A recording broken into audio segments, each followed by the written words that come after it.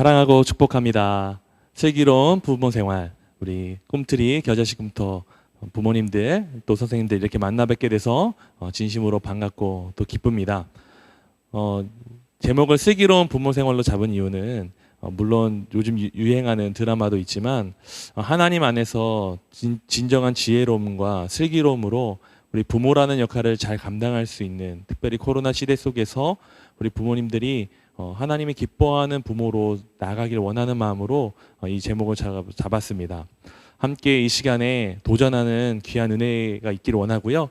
또 우리 부모님들이 또 자녀들에게 믿음을 유산을 남겨주는 귀한 그 일 가운데 크게 도움이 되고 또 새로운 시작이 일어나길 간절히 소망합니다. 제가 여러 이제 강사분들을 찾고 어떤 분이 좋을까라고 해서 많이 이렇게 책도 보고 유튜브 강의도 들었는데요. 이만한 분을 만나지 못했습니다. 그래서 제가 부탁을 드렸고 흔쾌히 함께 해주시게 되었습니다. 우리 강사 목사님을 소개하도록 하겠습니다. 현재 주님의 은혜교회에서 사모로서 사역을 하고 계시고요. 홈스쿨링 1세대 부모로서 우리 자녀 양육에 관해서 실제적으로 고민하고 또 믿음 안에서 도전하셨던 우리 사모님이십니다. 길미란 사모님이시고요. 현재 복음에 견고한 자녀 양육, 남편이신 강성원 목사님과 함께 책도 내시고 활발하게 다음 세대를 위해서 또 자녀들을 위해서 사역하고 계신 아주 멋있는 사모님이십니다. 우리 사모님 나오실 때 우리 큰 박수로 우리 환영하도록 하겠습니다.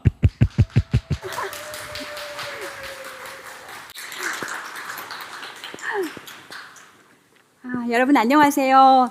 제가 이렇게 주하는 감리교회에 이렇게 처음으로 왔는데요.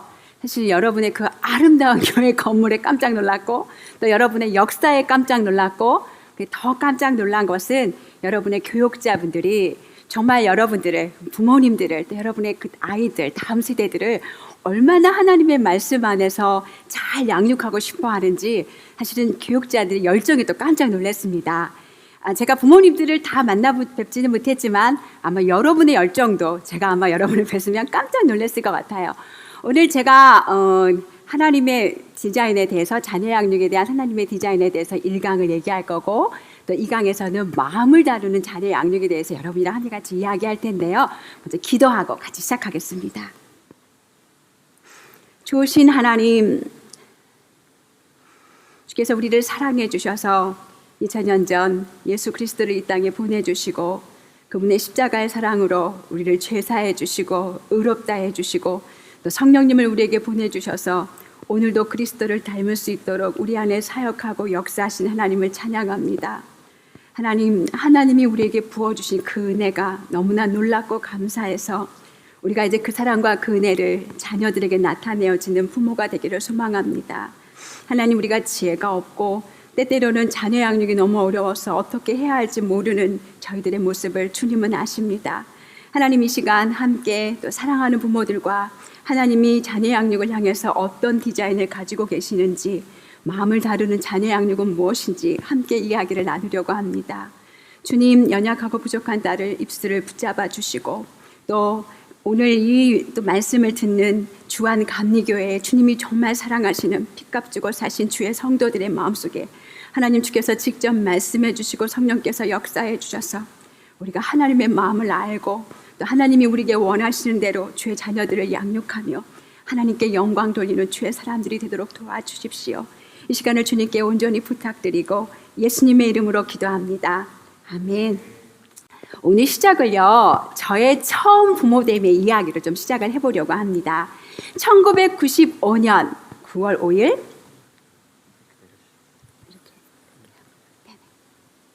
죄송합니다. 아마 마이크가 조금 더 내려왔어야 됐나 봐요.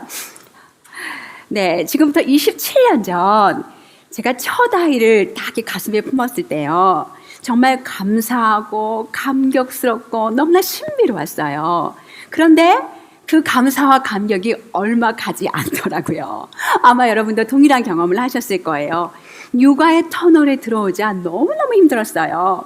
하루 종일 말도 통하지 않는 아이와 함께 시간을 보내고 아이를 먹이고 재우고 입히고 기저귀를 갈아주고 이렇게 반복되는 일을 하면서 시간을 보내고 있는데요. 제 귀에 들려오는 소리가 있더라고요. 너는 썩고 있어. 너 그러려고 공부했니? 네 친구들 좀 봐봐. 애들이 승승장구하고 있잖아. 너의 인생은 애한테 갇혔어. 저는요, 한평생 교회에서 자랐어요. 언제 교회를 다녔는지 기억도 안 날 만큼 어렸을 때부터 교회에서 자랐어요. 신학교도 다녔어요. 그런데 제가 저희 아이를 낳고 키우면서 깨닫게 된 진실은 내가 성경적인 자녀 양육이 무엇인지 배워본 적이 없구나. 들어본 적이 없구나. 주변을 둘러봐도 배울 사람이 없구나라는 것을 알게 되었어요. 그래서 열심히 책을 읽기 시작했어요. 닥치는 대로 읽었어요. 그런데 사람들마다 전부 다 하는 말이 달라요. 어디로 가야 될지 모르겠더라고요. 그래서 저희 아이가 초등학교 1학년이 될 때까지 저는 자녀 양육에 대해서 어떻게 생각했냐면 저도 요만큼의 책임이 있고 교회도 이만큼의 책임이 있고 심지어 나라도 이만큼의 책임이 있다고 생각을 했어요. 그리고 자녀 양육에서 벗어나는 날을 손꼽아 기다렸던 그런 엄마였어요. 그러다가 하나님의 은혜로 2002년에 한국에서 처음 열린 홈스쿨 세미나에 우연히 참석하게 됐어요. 그런데 그곳에 가서 보니까 제가 생각했던 것들이 굉장히 다르다는 것을 알게 됐어요. 자녀를 돌보고 엄마로서 살아가는 것, 부모로서 살아가는 것은 인생이 감옥에 갇힌 것처럼 죄인처럼 살아가는 그런 삶이 아니라 영광스러운 비밀이 있다는 걸 알게 된 거예요. 그때부터 이 하나님이 자녀 양육을 향한 디자인을 알게 되자 자녀를 바라보는 제 마음, 자녀를 양육하는 제 마음이 달라지더라고요. 그 사실 아까 목사님이 잠깐 말씀해 주셨지만 그러다가 그 길을 걷다 보니 어느새 책을 한 권 쓸 수 있게 되었던 거죠. 오늘날이잖아요. 비신자든지 아니면 신자든지 간에 그리스도인들이든지 간에 많은 사람들이 최고의 관심은 자녀 양육이에요. 그래서 매스컴에서 여러분이 방송을 들으시고 심리학자의 이야기를 듣고 소아과 의사의 이야기를 듣고 여러분도 저하고 똑같이 많은 책들을 읽으실 거예요. 그런데 아마 저하고 동일하실 수 있어요. 어디로 가야 할지 대단히 혼란스럽고 막 마음이 어려우신 상황들 아마 여러분 경험하셨을 거예요. 제가 한 엄마를 만났는데요. 그분이 그렇게 말씀하시더라고요. 너무 혼돈스러워서 자기는 그냥 방목하기를 결정을 했다고 이야기해요. 그게 맞는 방법일까요? 오늘 우리는요, 하나님의 말씀으로 한번 돌아가 보려고 해요. 진짜 자녀 양육을 향하신 하나님의 디자인은 무엇인지 성경 속에서 한번 살펴보려고 합니다. 신명기 6장을 통해서 하나님이 부모에게 말씀하신 명령들이 한번 귀 기울여 보고요. 그 하나님의 명령에 우리는 어떻게 반응해야 할지 한번 생각해 보려고 합니다. 신명기 6장에는요. 이스라엘을 향한 하나님의 마음이 담겨져 있어요. 우리 하나님은요. 자기 백성 이스라엘이 최고로 행복하기를 원하셨어요. 단지 한 세대만 행복하기를 원하신 게 아니에요. 신명기 5장 10절에 보면 뭐라고 말씀하시냐면 나를 사랑하고 내 계명을 지키는 자에게는 1000배까지 은혜를 베푼다고 말씀하세요. 하나님은 한 세대만이 아니라 한 세대를 통해 오고 오는 세대 1000배까지 수천 년, 수만 년까지 자기 백성들을 통해서 열방을 축복하시기를 원하세요. 하나님은 이 마음을 가지고 이스라엘에게 이야기하세요. 신명기 6장에서 이스라엘아 들으라 라고 시작하면서 이스라엘 사람들을 쉐마라고 얘기하죠. 자기 백성들에게 1000배까지 행복할 수 있는 원리를 가르치세요. 우리는 오늘 이 이야기를요. 쉐마가 아니라 하나님의 비밀 작전이라고 한번 얘기해 보려고 해요. 그렇다면 하나님의 비밀 작전은 뭘까요? 첫 번째 하나님의 작전 명령, 부모의 마음이 하나님을 사랑하라. 신명기 6장 4절에서 6절 말씀 한번 같이 볼게요. 여러분 아마 이제 유튜브로 보고 계시는 부모님들 많이 계실 텐데요. 조금 피곤하시고 지칠 수 있으니까 성경 말씀 우리 다 같이 한번 읽으면 좋을 것 같아요. 신명기 6장 4절에서 5절 말씀입니다. 함께 같이 읽어보겠습니다. 이스라엘아 들으라. 우리 하나님 여호와는 오직 유일한 여호와시니 너는 마음을 다하고 뜻을 다하고 힘을 다하여 내 하나님 여호와를 사랑하라. 이렇게 말씀하세요. 이 말씀은요. 하나님의 비밀 작전이 시작되는 지점을 얘기하고 있어요. 비밀 작전이 시작되는 지점이 어딜까요? 부모의 마음이에요. 이 말씀을 들은 부모들은 어떤 사람들이었을까요? 그들은요.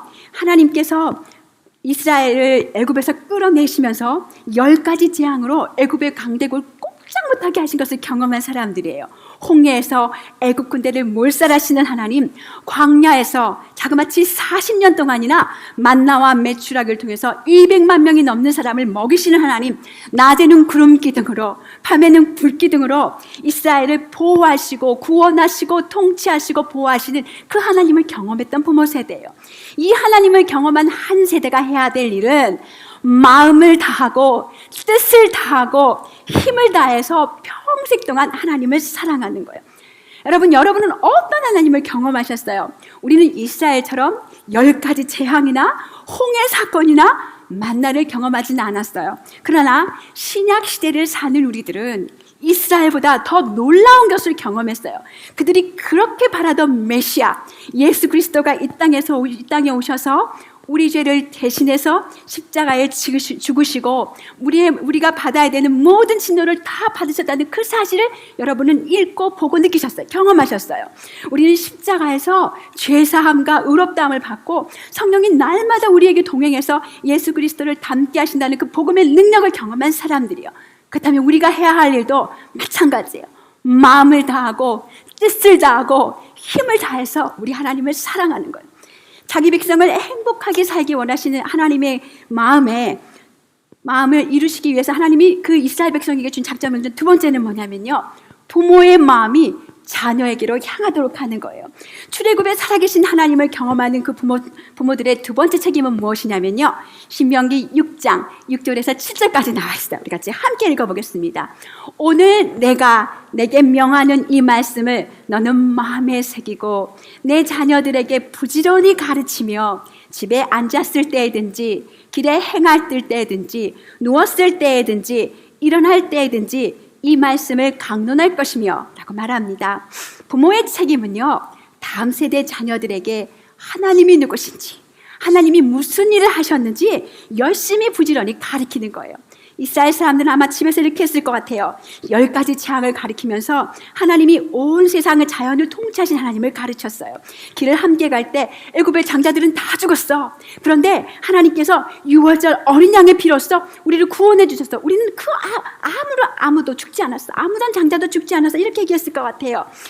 자녀들과 함께 밤에 눕고 아침에 일어나면서 구름기둥과 불기둥의 이야기를 하시면서 광야에서 하나님이 그들의 먹을 것을 공급해 주셨던 그런 이야기들을 이야기했을 것 같아요. 우리에게 적용해 볼게요. 우리는 어떻게 하세요? 우리는 출애굽과 홍해를 경험하지 않았지만 복음을 경험한 부모들이에요. 그래서 복음을 경험한 우리 부모는 자녀와 함께 있을 때 하나님의 아들이 우리를 사랑하셔서 인간으로 이 땅에 내려오셨어. 잠자리에 누웠을 때 예수님이 우리 죄를 대신해서 십자가에 못 박혀 죽으셨어. 아이들과 자동차를 타고 가면서 얘들아, 아니 예수님이 십자가에서 사단의 권세를 완전히 무너뜨리시고 그리고 죽음을 이기고 부활하셔서 우리에게 생명을 주셨어. 자녀들과 함께 음식점에서 같이 식사하면서 감사기도하면서 애들아, 우리는 만나는 아니지만 날마다 우리에게 공급하시는 하나님께 감사하면서 사람이 떡으로만 사는 게 아니야, 하나님의 입으로 나오는 말씀으로 사는 거야, 이렇게 가르쳐야 되겠죠. 하나님의 작전 명령이 시작되는 그 지점은 부모의 마음이라고 말씀드렸어요. 그러면 작전이 펼쳐지는 현장은 일상의 삶이에요. 작전의 시간은 항상 모든 시간이에요. 작전의 내용은 부모가 경험한 하나님이 누구신지, 그분이 무슨 일을 행하셨는지를 우리 아이들에게 정언하는 거예요. 이 하나님의 작전이 펼쳐질 때요, 행동 지침이 있었어요. 신명기 6장 8절에 보면 너는 그것을, 하나님의 말씀을 내 손목에 메어 기호를 삼으며 내 미간에 붙여 표를 삼으라고 말씀하세요. 여러분이 다 아마 많이 아시는 것처럼 손목은 행동의 상징이에요. 미간은 생각과 사고의 상징이에요. 그럼 이 말씀은 무슨 말씀이냐? 하나님의 말씀이 너희의 마음과 생각의 사고 속에 있게 하고 또 그 말씀이 너희의 삶으로 나오게 하라는 뜻이에요. 또 하나의 행동 지침은 이 말씀을 내 집 문설주와 바깥문에 기록하라고 말씀하세요. 이 말씀은 너희 가정에 하나님의 말씀을 가장 중요한 원리로 소중하게 여기고 가르치라는 말씀이세요. 정리하면 이래요. 제가 PPT에 여러분 적어놨는데 같이 한번 읽어볼게요. 복음을 경험한 부모가 하나님을 사랑하고 하나님의 말씀을 가정의 가장 중요한 원리로 삼고 일상의 삶에서 말씀의 본이 되어 자녀를 가르치라는 것입니다. 여기서 우리가 반드시 기억해야 될 것이 하나 있어요. 제가 서두에 말한 것처럼 하나님은요, 한 세대만 보시는 것이 아니에요. 우리는 사실은 우리 세대, 또 우리 자녀 세대, 기르면 우리 손자 세대까지 이게 3세대밖에 보지 못하잖아요. 그러나 우리 하나님은 오고 오는 세대, 모든 세대들을 다 보시는 하나님이에요. 그래서 하나님의 작전은 복음을 경험한 한 세대가 이 하나님의 작전 명령을 수행하면서 그 다음 세대에게 또 오고 오는 세대들에게 계속해서 복음이 증거돼서 열방을 축복하고 싶으신 것이 하나님의 작전이에요. 다시 말하면 여러분이 경험하는 하나님이 여러분에게 어떤 일을 행하셨는지 그 모든 스토리는 여러분의 것만이 아니라는 거예요. 여러분의 아이들의 것이에요. 그래서 우리는 반드시 오고 오는 세대를 위해서 여러분의 아이들에게 하나님이 누구신지, 그분이 무슨 일 하셨는지를 반드시 이야기해 줘야 돼요. 그런데 하나님의 이 작전 명령에 이스라엘은 어떻게 반응했을까요? 가나안의 첫 번째 세대들의 이야기에 대해서 사사기 2장 7절에서 10절까지 이렇게 얘기해요. 제가 조금 줄여놨는데 함께 같이 읽어보겠습니다.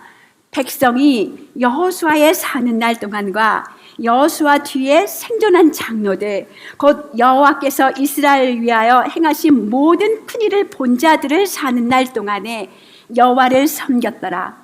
여호와의 종 눈의 아들 여호수아가 110세에 죽음에 그 세대의 사람들도 다 그 열조에게로 돌아갔고, 그 후에 일어난 다른 세대는 여호와를 알지 못하며 여호와께서 이스라엘을 위하여 행하신 일도 알지 못하였더라 합니다. 성경에서 가장 슬픈 장면이에요. 여호수아가 죽고 그 시대의 장로들이 다 죽고 불과 40년 50년 만에 가나안에서 태어난 첫 번째 세대는 하나님이 누군지 알지 못합니다. 그들을 애굽에서 그들을 구원해 내어주시고 그들과 함께 하신 열조의 그들의 하나님을 버리고 하나님 앞에서 악을 행하고 그 땅의 우상들인 바알과 아스타롯을 섬기고 가나안의 타락한 문화들을 섬겼을 때 부모의 세대들이, 가나안의 첫 번째 세대들이 속히 하나님을 떠난 것, 누구의 책임입니까? 하나님을 경험한 광야를 지나온 부모 세대의 책임입니다. 부모들은 신명기 6장에 하나님이 그들에게 주신 작전 명령을 들었지만 가나안에 정착하면서 가나안의 풍요의 신과 쾌락의 신을 섬기면서 부모의 세대는 자신이 경험한 하나님을 본이 되어 자기 자녀들에게 가르치지 않았어요. 자녀들은 하나님이 누구신지, 하나님이 무슨 일을 이스라엘에게 행하셨는지, 하나님이 그들에게 위대한 구원자이심에도 불구하고 아무것도 알지 못했어요. 하나님을 경험한 부모 세대가 하나님을 사랑하지 않고 그들의 마음이 하나님을 떠나면 그 다음 세대는 너무나 자연스럽게 온갖 우상을 섬기며 해성을 숭배하며 살아갑니다. 이 슬픈 역사는 사사기 350년 동안 계속됩니다. 여러분, 한국교회의 모습은 어떻습니까? 한국교회는 세계 역사상에 아주 최고로 빨리 성장한 교회입니다. 한국교회의 새벽기도, 말씀의 부흥, 선교를 향한 열정, 그 어느 교회도 따라올 수 없어요. 그런데 그렇게 빨리 성장한 것과 마찬가지로 지금 한국교회는 아주 급하게 다음 세대들을 잃어버리고 휘청거리고 있습니다. 여러분, 홍정계 목사님을 아시는지 모르겠어요. 홍정계 목사님은 한국에서 아주 인격이 훌륭하고 성공적인 목회자이셨어요. 그런데 그분이 은퇴하시면서 자신은 어떤 면에서 실패한 목회자라고 고백하셨어요. 목사님을 말하기는 나는 예수를 믿기만 하면 이 땅에 천국이 올 줄 알았다. 그래서 목숨을 걸고 민족 복음화에 매달렸다. 1000만 성도를 날라 기도했고 이 나라 5만 9천 마을에 교회를 세워달라고 간구했다. 중국을 위해서도 기도했다. 그런데 그 모든 것이 이루어졌다. 마을마다 교회가 세워졌고 중국도 열렸다. 그래도 교인들의 삶과 목회자의 삶은 바뀌지 않았다. 그래서 생각했다. 예수 믿는 것만 갖고는 안 되겠구나. 제자 훈련을 해야겠다. 그래서 제자 훈련도 열심히 했다. 하지만 마찬가지였다. 성도들의 삶에 엄청난 지식은 있었지만 삶은 그대로였다. 그 목사님이 내리신 결론은 자녀 교육이었습니다. 삶의 변화를 놓고 치열하게 고민한 끝에 나는 여기에 도달했다. 나는 내 자녀들에게 좋은 아버지가 되어주지 못한 것이 가슴 아프다. 이후에는 아마 내가 죽을 때까지 계속될 것이다. 부모밖에 답이 없다. 한국교회 문제는 삶이 없다는 것이다. 이것이 은퇴하고도 계속 내 마음에 남은 가장 큰 흔적이다. 그의 말은 고통스럽습니다. 한국교회는 부흥을 경험했지만 신명기 6장에 하나님의 작전 명령을 잃어버렸습니다.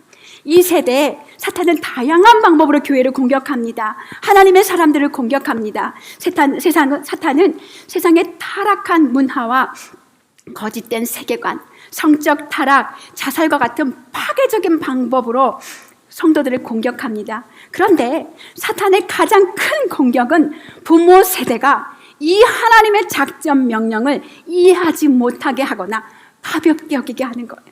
아버지의 마음이 세상에 분주해서 하나님을 향하지 않는 것입니다.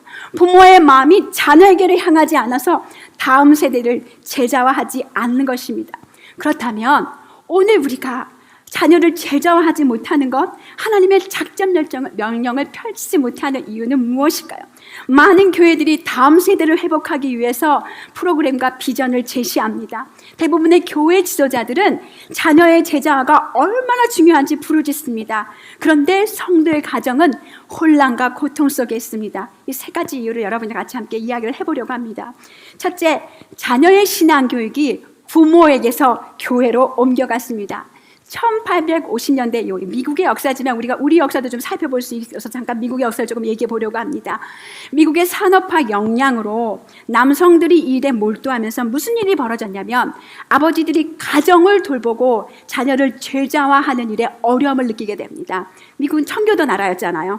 이때 유행하기 시작한 것이 주일학교입니다. 처음에 주일학교의 대상은 성도가 아니라 고아, 가난한 자, 교회에 출석하지 않는 부모의 자녀들이었어요. 그런데 산업화의 역량으로 아버지들이 바쁘기 시작하면서 자녀들을 제자하기가 어렵게 되자 주일학교는 점점 확대하기 시작했고 교회에 나오지 않는 아이들을 위한 대상으로 했던 주일학교가 이제 전체 교인으로 확대가 되어버리고 말았어요. 40년, 50년이 지나가자 이제 주일학교는 모든 성도의 아이들로 다 차게 되어버렸어요. 채워지게 됐어요. 이 시기에 교회 교육자들이 가장 염려하고 걱정했던 것은 부모가 자녀를 양육하지 않는 것을 인해서 염려했습니다. 안타깝게도 1900년대가 돌아오면서 이제 부모에게 자녀를 양육하려는 이런 원리는 많은 분들이 이제 가볍게 여기고 세상의 풍요를 쫓으며 자신의 바쁜 일들을 따라다니시면서 자녀 제자와의 책임을 교회에게, 교회 교육 전문가에게 맡기는 형상이 나타났습니다. 한국교회도 똑같이 이런 일이 일어나고 있죠. 제가 주일학교를 무용론을 이야기하는 것이 아니라 주일학교가 중요하지 않다고 말하는 것이 아니라 주일학교는 정말 중요합니다. 그러나 부모가 가정에서 하나님의 말씀과 복음을 가르치는 일을 무시하고 교회의 모든 것을 다 떠맡기는 일은 굉장히 슬픈 일입니다. 저는 주일학교에서 8년 동안 전도사 일을 했어요. 그런데 일주일에 168시간 동안 애들이 세상에 있다가 1시간 교회로 오는데 항상 저의 고민은 이것이었어요. 저는 말씀을 가르치는데요. 10분에서 15분 설교합니다. 아이들이 공과를 하는데 선생님이 출석 부르고 이런저런 얘기하다가 정작 하나님의 말씀을 나눌 시간은 똑같습니다. 10분에서 15분이에요. 많이 잡아도 일주일에 아이가 하나님 말씀을 듣는 시간은 30분이에요. 여러분 한번 이것을 다른 공부로 한번 대체해 보겠습니다. 여러분이 여러분의 아이에게 영어를 가르쳐요. 일주일에 30분만 이 아이가 영어를 해요. 그 아이가 능숙하게 영어를 할 수 있을까요? 아마 이것에 동의하는 부모는 아무도 없으실 거예요. 적어도 하루에 1시간에서 2시간, 1시간 이상은 쭉 해야 된다는 걸 여러분이 아시기 때문에 많은 돈을 투자하셔서 우리 아이들을 교육하시잖아요. 근데 여러분 아세요? 영어는 하늘나라에 필요 없어요. 하나님 나라 가면 영어로 얘기하지 않아도 돼요. 그러나 하나님을 아는 지식만 영원히 갑니다. 일주일 동안 168시간 중에 1시간에 여러분의 아이를 맡기시겠습니까? 생각해 보십시오. 제가 사실 이제 이거 알아요. 대한민국이 얼마나 바쁜 시간들을 보내고 계신지 알고 있습니다. 많은 분들이 바빠서 아이를 제자 양육할 수 있는 시간이 없다고 얘기하세요. 그런데 정말 시간이 없는 걸까요? 모든 사람이 다 24시간을 가지고 있습니다. 여러분 스포츠 뉴스 체크, 그 다음에 페북 보시고 인스타하고 게임할 시간은 있는데 우리가 아이의 영혼을 위해서 준비시켜줄 시간이 없다면 많이 생각해 보셔야 돼요. 우리 아이들은요, 여러분의 곁에 오래 있지 않습니다. 제가 정말 제 눈을 꾹 감고 딱 떴더니요, 우리 아이들이 지금 27, 25이에요. 믿기지 않으실 거예요. 말도 안 된다 생각하실 거예요. 그런데 그렇게 빨리 시간은 손살같이 지나갑니다. 그래서 아이들이 여러분의 곁에 있을 때 그때 우리는 그 아이들에게 하나님이 누구신지 그분이 무슨 일을 행하시는지를 얘기해 주셔야 합니다. 두 번째 이유는 남성 리더십이 붕괴되었습니다. 여러분의 가정의 인도자는 누구입니까? 엄마입니까? 아빠입니까? 하나님은 남자와 여자를 태초에 하나님의 형상대로 가치와 존엄성에 있어서 동등하게 만드셨습니다.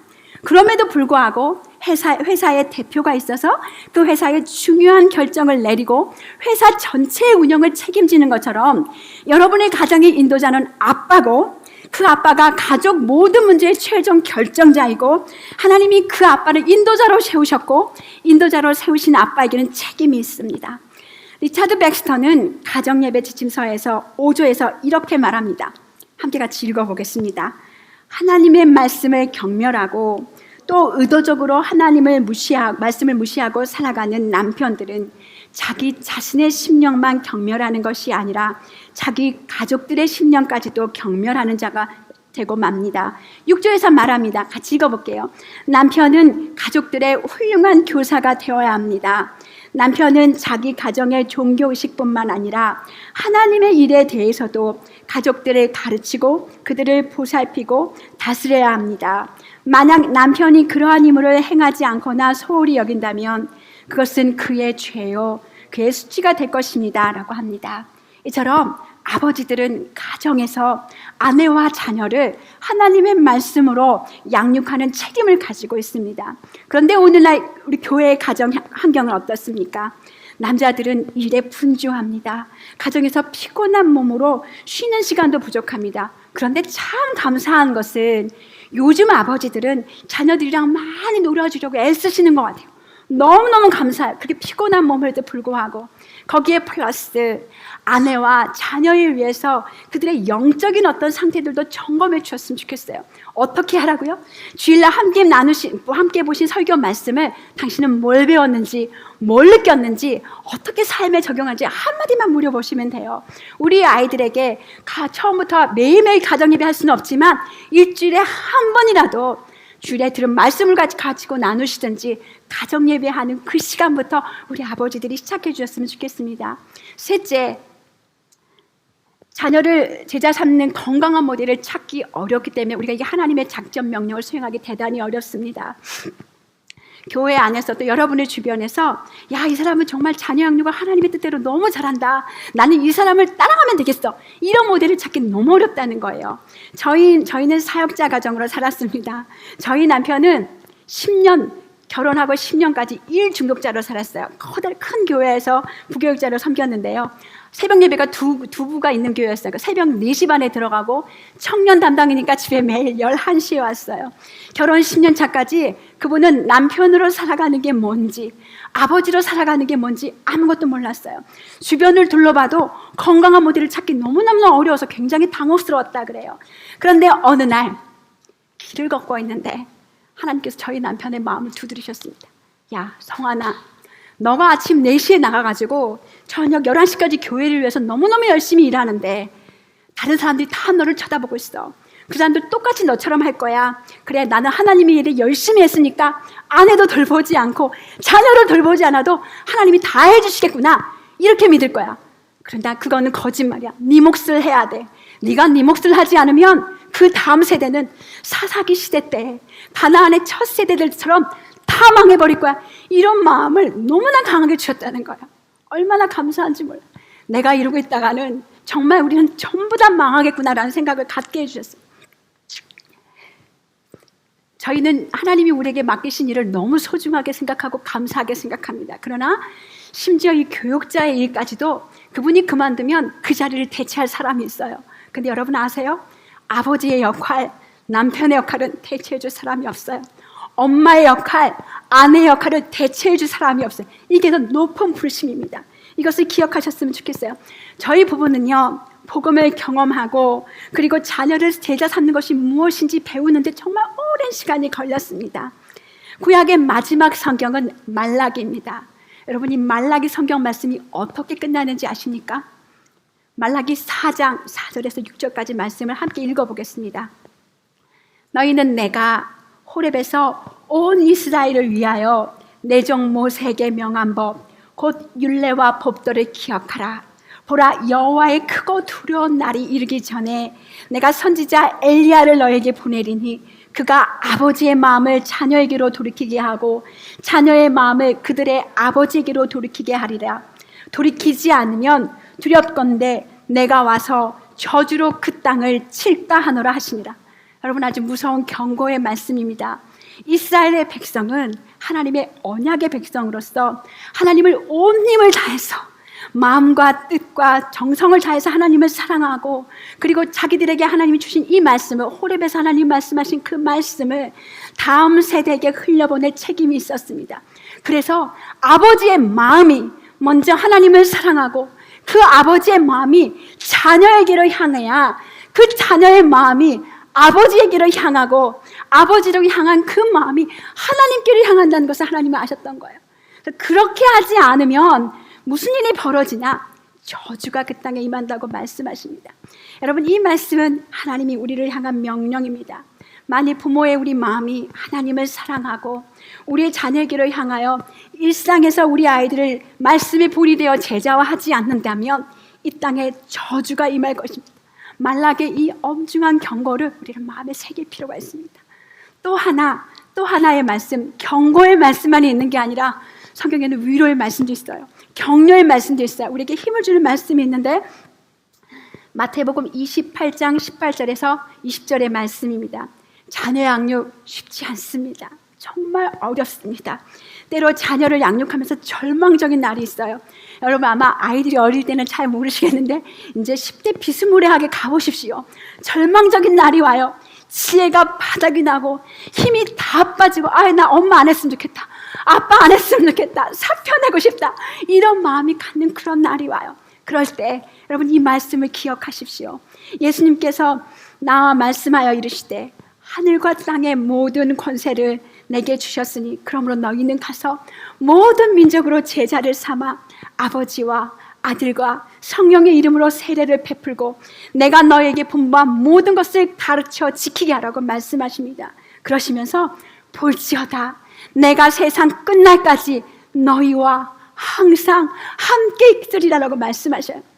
집 밖의 사람들뿐만이 아니라 집 안에 있는 우리 아이들에게 복음을 전하고 삶에서 우리 아이들을 제자화할 때 그리스도는 하늘과 땅의 권세를 부모에게 주시고 부모에게 동행해 주신다고 약속해 주십니다. 부모로서 아무것도 할 수 없다는 어떤 무능력을 느낄 때 하늘의 무한한 능력을 통치하시는 그 하나님께서 여러분과 동행해 주신다고 약속해 주셨어요. 하나님이 지혜가 부족하거든 얘들아 걱정하지 마, 나한테 구해, 내가 너네한테 풍성하게 줄 걸 말씀하셨잖아요.